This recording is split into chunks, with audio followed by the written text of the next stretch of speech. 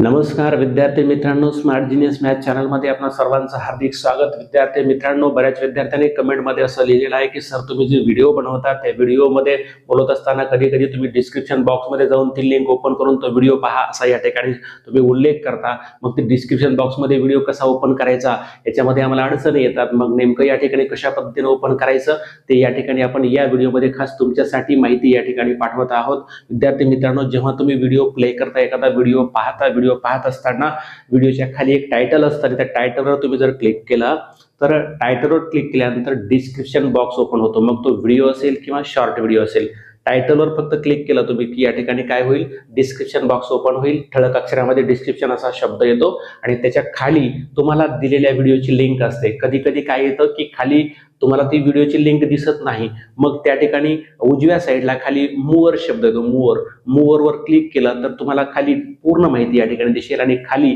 त्या व्हिडिओचं नाव आणि त्याचं या ठिकाणी लिंक दिलेली असते। तिथे यूट्यूबचा लोगो पण तुम्हाला दिसेल। त्या लिंकवर तुम्ही ज्यावेळेस लॉंग प्रेस करता, त्याच्यावर फक्त दाबून धरा, ऑटोमॅटिक या ठिकाणी ओपन लिंक हा ऑप्शन येतो, त्याच्यावर क्लिक करा आणि तुमचा व्हिडिओ काय होईल, प्ले होईल। अशा पद्धतीनं डिस्क्रिप्शन बॉक्स ओपन करून त्याच्यामध्ये दिलेल्या व्हिडिओची लिंक तुम्हाला ओपन करता येईल। माहिती ऐकून घेतल्याबद्दल धन्यवाद। थँक्यू।